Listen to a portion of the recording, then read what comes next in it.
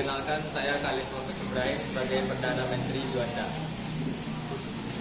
Perkenalkan, nama saya Azhar Al-Zaira sebagai Menteri Kesehatan. Perkenalkan, nama saya Mat Fadil sebagai Menteri Keuangan.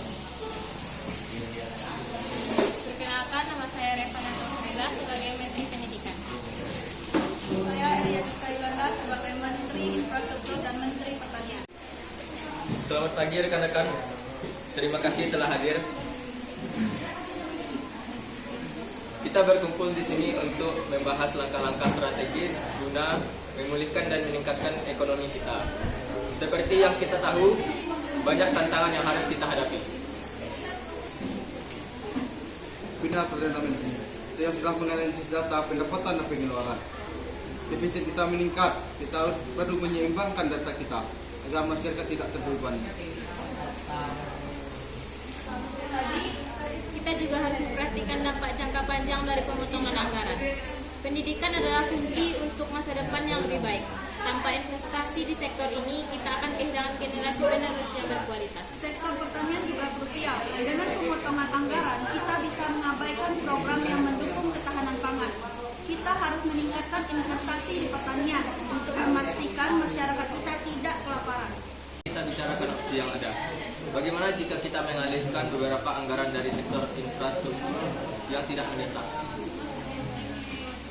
Saya memahami keprihatinan tersebut, Perdana. Namun, beberapa proyek infrastruktur sedang dalam tahap kritis. Menunda mereka bisa berdampak negatif pada perekonomian lokal. Kita harus mencari solusi yang tidak merugikan semua sektor. Betul. Kita juga harus mengingat kesehatan masyarakat.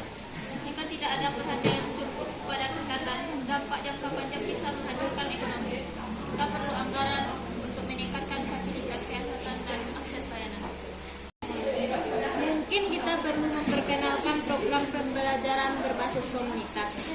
Ini tidak hanya akan mengurangi biaya, tetapi juga memberdayakan manusia untuk serta dalam pendidikan. Ide bagus. Melibatkan masyarakat dalam pendidikan akan menciptakan rasa kepemilikan.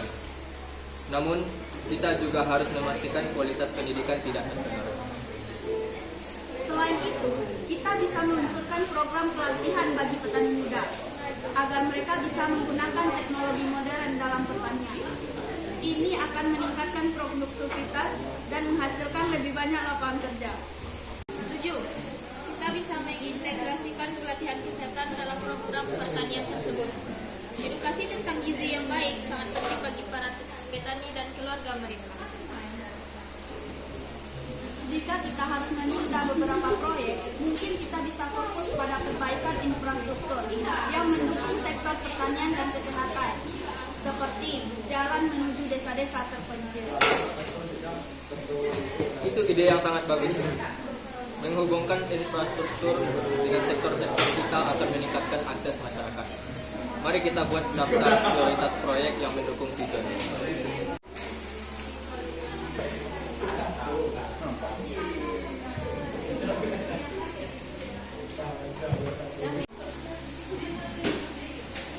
Kita juga perlu merumuskan strategi pemasukan baru. Mungkin memperbaiki sistem perpajakan dan mengurangi kebocoran di sektor publik. Itu bisa menjadi langkah awal.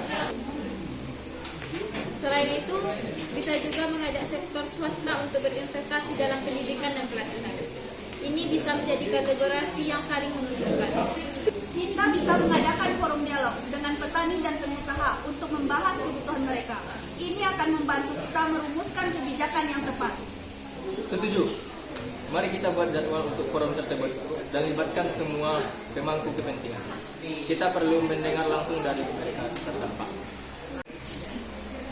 Kita juga harus memperhatikan kesehatan mental masyarakat, terutama di tengah krisis. Mungkin kita bisa mengintegrasikan program kesehatan mental di sekolah-sekolah.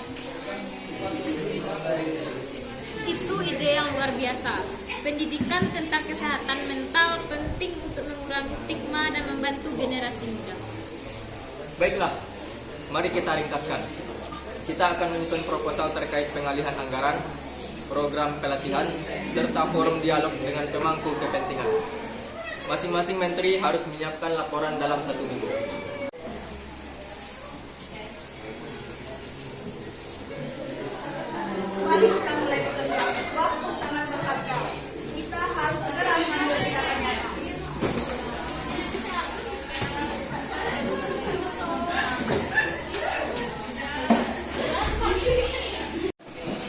Juanda. Kabinet berkarya.